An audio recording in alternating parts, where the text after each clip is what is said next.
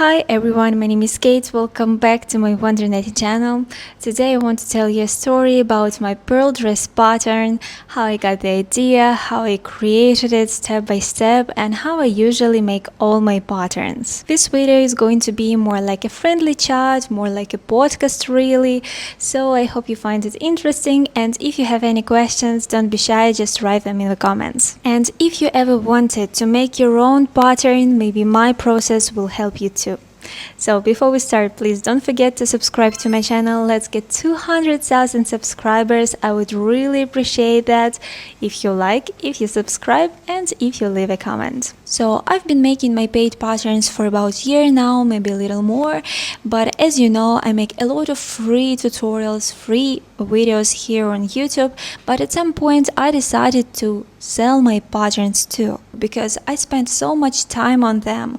Some ideas are so complex, and I don't share those on YouTube for free because they need detailed instructions, a lot of work, so I list them on Etsy, Ko-fi, and sometimes on Rebel. So I hope you understand that every work should be paid, and it doesn't mean that all my YouTube tutorials aren't complex or I didn't spend a lot of time to make them.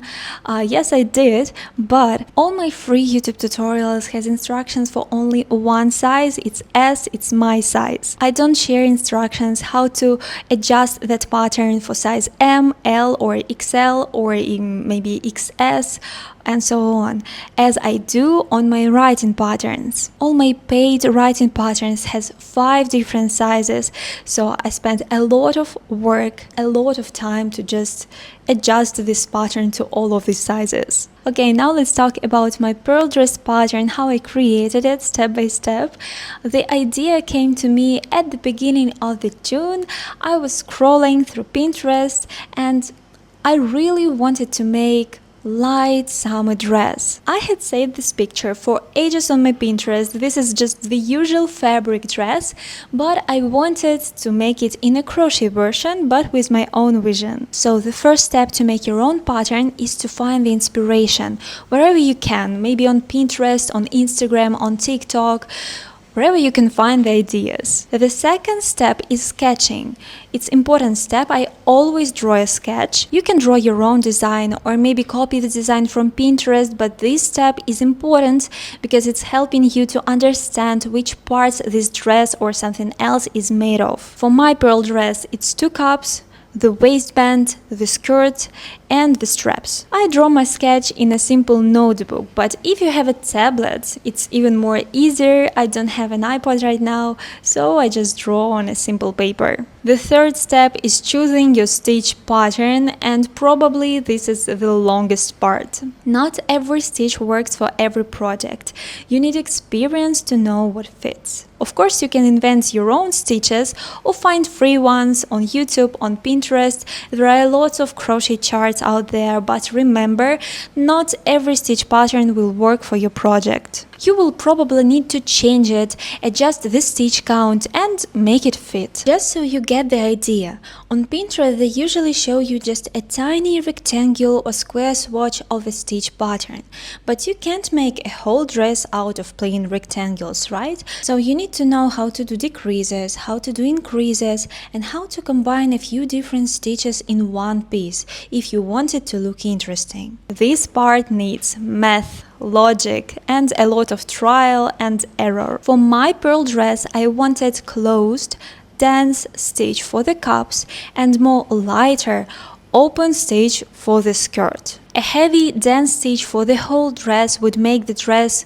weight a few kilos. So I needed a balance, dense enough for coverage but light enough to keep it flowy. So for the cups I picked a tighter stitch, for the skirt more lacy stitch. The bottom fringe detail was tricky because the original fabric dress had that ripped fringe and it's hard to copy that in crochet, so I needed to test my own version of that fringe and I made a lot of swatches to test it out. When you chose your stitch pattern for the dress or for your project, it's time to tie them together. This is the hardest part for me, mixing stitches, counting chains, and making them match up. One stitch pattern might need more stitches than another, so I have to figure out how to increase, how to decrease smoothly. And also I need to figure out how to make this stitch pattern in the shape that I want, for example for the cups of the dress. Once I have my stitches ready, I start calculating the pattern. I always measure on myself first.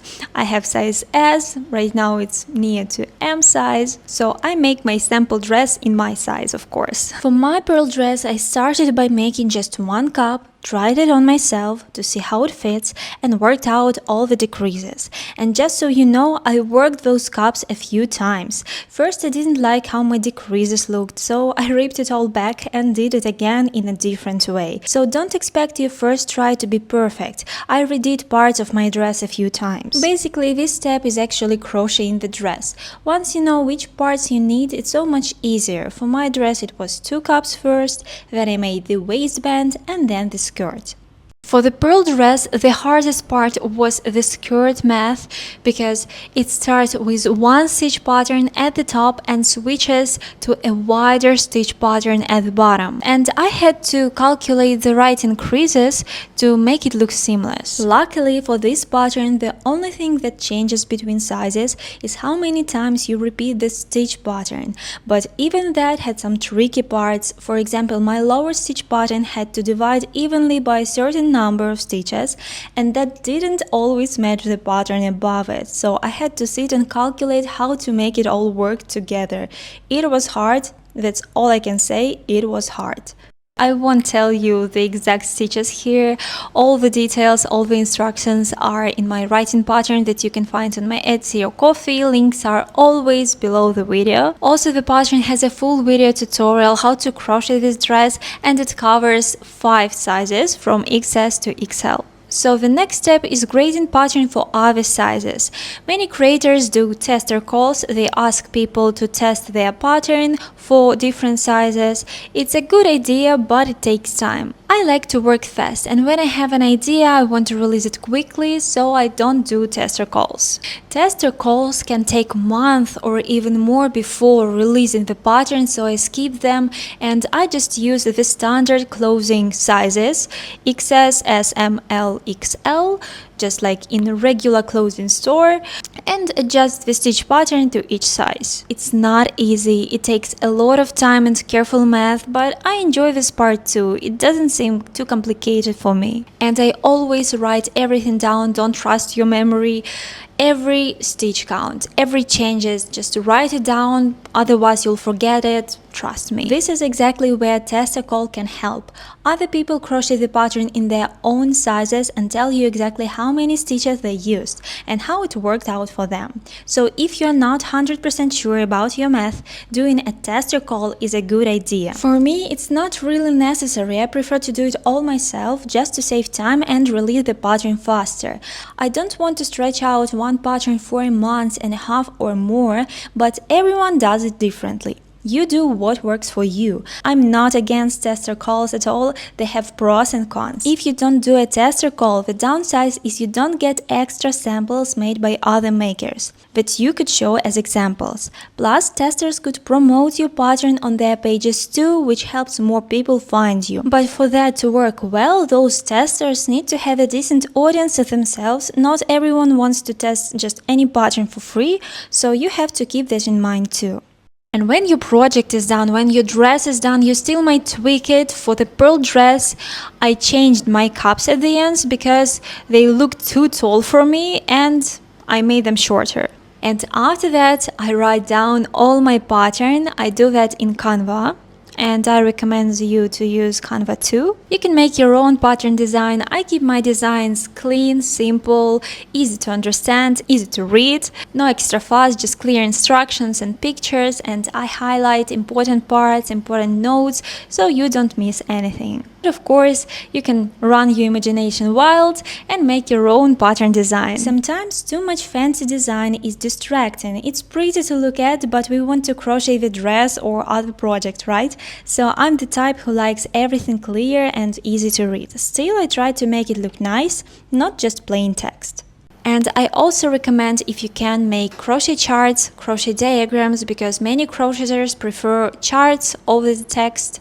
For example, me, I prefer more crochet charts than text instructions. Photos can help too. Sometimes I add them, sometimes not, especially if the pattern for intermediate or for advanced crochet level.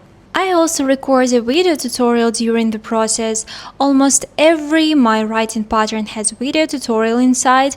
I don't crochet the project twice. I film while I'm making my first version, and then I add a QR code to PDF file to my pattern so you can scan it and watch the video guide. And when everything is done, you checked your pattern, you need to save it in PDF file, upload it to Etsy, to Ko-fi, or to Rebel. Add a description, set a price, and that's it. About the price, Etsy charges their own fees, so the price can be a bit higher there. On Ko-fi, the price stays the same for everyone. For example, I set my price as $12, but on Etsy you will see $14 or maybe different price. It depends on the country you live in, but I will get only $10. Like this.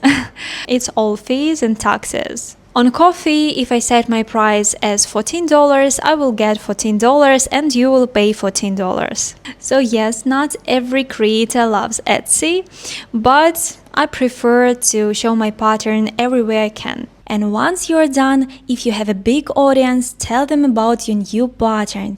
If your audience is small, you'll need to find other ways to promote it. Honestly, my biggest advice: be active on social media. That's your biggest boost.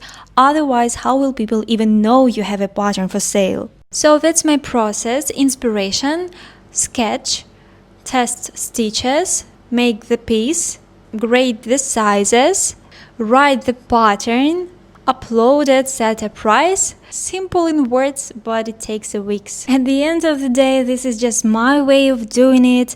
Everyone works differently, but if you're interested in my experience, here it is. You'll also find all my Etsy and Ko-fi links under my videos. So thank you so much if you choose to support me by buying a pattern. It really supports my work. I know some people expect every paid pattern to be free on YouTube, but please understand, we all have bills to pay. No one is required to give all of their work for free. Other people's time and effort deserve respect. So if you don't feel a pattern is worth the price, that's totally fine. You can always create your own.